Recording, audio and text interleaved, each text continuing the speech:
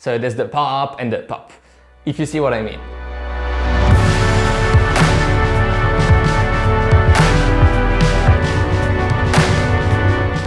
Hey everyone, and welcome back on the channel. My name is Alex, and today we are reviewing the Asics Magic Speed. But before that, I just wanted to show you something that I received today and that you may be interested in as well. I'm quite excited to test it and to make the most out of this sensor, because it's a sensor in my training, in my workouts. And maybe give you a review if you're interested in that, because maybe it can be relevant for you as well.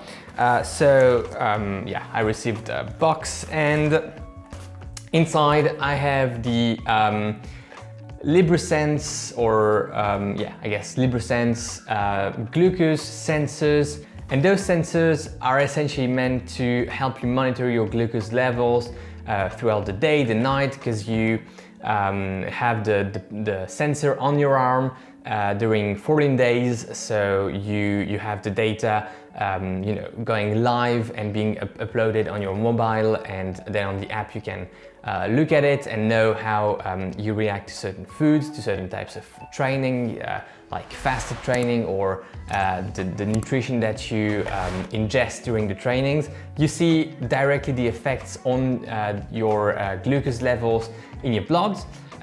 So the sensor is like a patch that you plug into your arm or attach to your arm. I don't know what's the right word, but there's a needle and you just plug it into your arm. It stays there for 14 days, and then you have all the data being uploaded live to your mobile. So I think for long distance endurance athletes, there's an interest in this type of product. At the beginning, or they were meant for people with type 1, type 2 diabetes.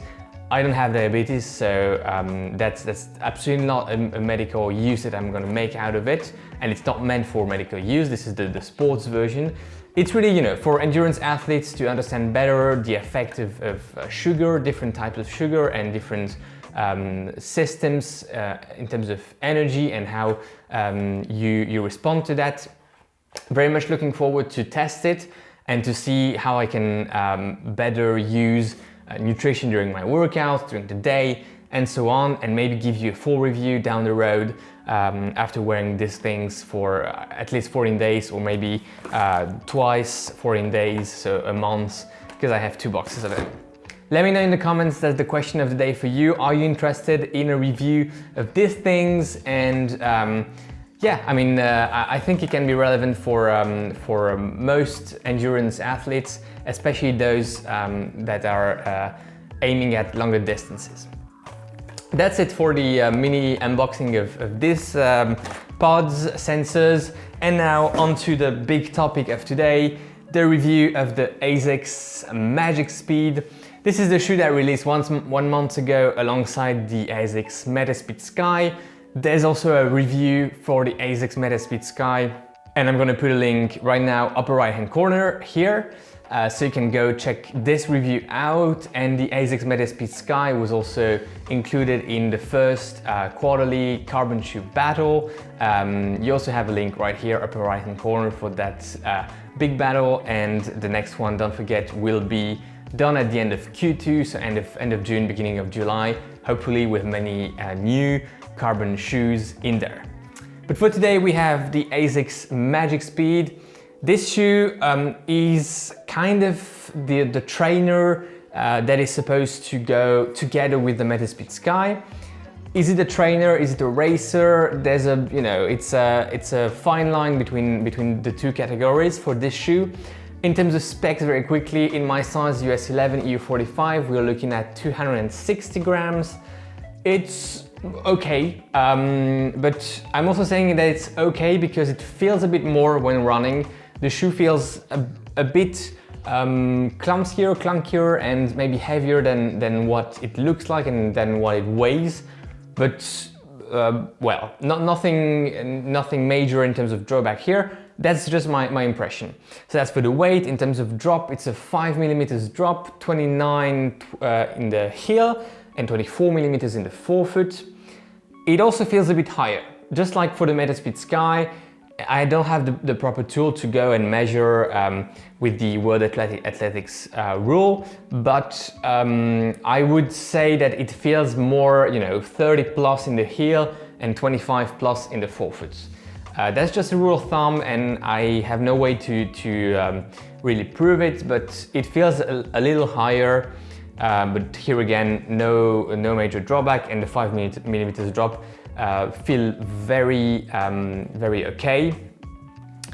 In terms of upper, we are looking at a monofilament monomesh upper. It's a monomesh upper, so you really have that feeling of a very thin membrane or a very thin layer of material wrapping around your foot.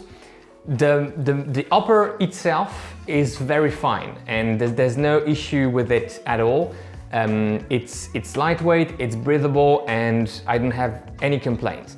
The only thing is that the upper, and you can see it right here at the end of the laces and the eyelet chains, it has that, it has a bit too much material, and that makes that's not perfect wrapping right here on top of your foot, of your metatarsals, and I'm just struggling with the fact, and I'll try to record it and put some footage on the screen, but I'm just struggling a bit with the fact that the upper is not wrapping perfectly your foot, but has that little sort of, not a valley, but it has that little gap or thing here because of too much material, I guess. And I don't have a foot that goes like this at this place, so I guess it's more the material in the upper than my foot anatomy. So that's for the upper. I forgot about the Durometer score, and that's quite interesting. So coming back to the specs and the numbers, but Durometer score, for the midsole, we are looking at 25 plus, so that 25 ballpark, and outsole 60 ballpark. And that's quite interesting because I'm going to put the numbers right here on the screen. The midsole Durometer score is very similar to the Rebel V2, okay?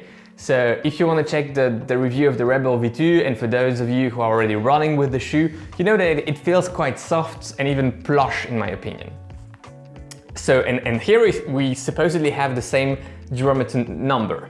Subjectively, however, and that's a good segue for the midsole compound of this shoe, the Flight Foam Blast midsole, for people familiar with the Asics Nova Blast, the Dyna Blast, it's the same midsole compound. How is it used? Is it used similarly? Is it exploited in a different way? I have no idea, and I think yes, it's clearly not the same way of using it, despite it being the same midsole, but it's on the firm side of things, and we'll come back to that as well, but the carbon plate certainly plays a big role here, and the outsole rigidity and Durometer score also, and it encapsulates that midsole, but clearly it has some firmness to it, and that's a good segue to discuss the ride of the shoe.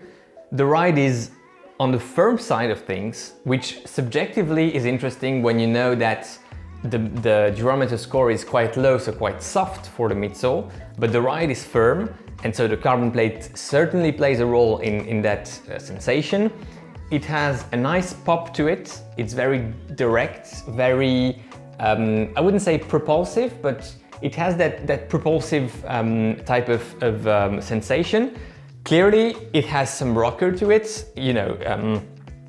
Asics is using the guide sole technology and the guide sole shape here in the midsole geometry. So you have that rocker type of feel. It's not the rocker that really helps you in terms of motion. It's more the rocker that simply accompanies nicely your gait. So you're not controlled by the rocker geometry at all. And the fact that the shoe is firm doesn't give much emphasis to the rocker, if that makes sense. And there's the pop. So you may laugh at me, but it's not like the pop of the super carbon shoes. It's more like the pop, simply. So there's the pop and the pop. if you see what I mean. It's not like the fantastic feeling of the super light Pibe midsole carbon plated shoes that clearly, you know, are stunning and are, in terms of sensations, you feel like it's explosive, it's bouncy, it's no, here you're on something very firm, very direct, very, you know, it's the good student. It's simply a shoe that does the job that it has been designed for, meaning it's a trainer, it's a tempo shoe, but it doesn't have that magic, and the pop feeling is low-key and very, very simple type of pop effect, if you want. So yeah, I mean, that's for the ride. Nothing to complain about. I mean, it's a serious shoe, and I don't have major drawbacks. And if I have any, I need to run more with the shoe to develop on them, and come back to you for the shoe battle with the very likely with the Saucony Endorphin Speed. But it's a serious shoe, and it has most of what it does it right. But it's not a big, you know, it's not a big crush for me, essentially. The outsole, I mentioned the outsole Durometer score of 60, something like that, so quite hard. Clearly it helps encapsulate the midsole, and it adds to the rigidity of the plates, and it gives that firm ride here in the forefoot. I have no complaint in terms of grip. It's not outstanding, it's not bad, it's decent. There's quite a lot of rubber on the outsole, and it's on the thick side of things, I'd say, like 2 millimeters plus. So good rubber coverage, maybe too much of it, but again, the weight of the shoe is decent, so that's fine. And with the fit, I did things a bit in the wrong order, but the fit is okay, except that the thing I mentioned here with the upper not wrapping nicely the foot in that place. I'm a bit struggling with the heel. It's very good. I mean, no slippage, no rubbing, nothing like that. But you have that thing here that wraps around the Achilles, and it's supposed to give, I think, a perfect wrap, a perfect lockdown, a perfect, you know, tight feeling around the Achilles, which it does, but maybe a bit too much for me. So you really feel like you have that thing sitting here and it won't move at all, which is fine in a way, but maybe a bit too much. It feels a bit like your Achilles is really imprisoned in that heel cup, and with this heel counter and the padding on the inside. That's just my sensations. So I think that's it. There you have it, Asics Magic Speed. I have a few more things to say, but that will come in the shoe battle with the Saucony Endorphin Speed that I'll try to release with you with lots of data. So all the comparisons, you know, bounciness, responsiveness, pronation. We'll add the pronation velocity as well in the next shoe battle with the Endorphin Speed, and I'm looking there because it's on my door in the shoe rack. But I think, you know, that's pretty much it. I need to run a bit more in this shoe and collect more data to have the perfect data points for the comparison. But that will come to you hopefully next week. In the meantime, let me know in the comments if you're interested in the review of the LibreSense glucose sensors. I'm very much looking forward installing this on my arm or plugging this into my arm. I don't know how you say it.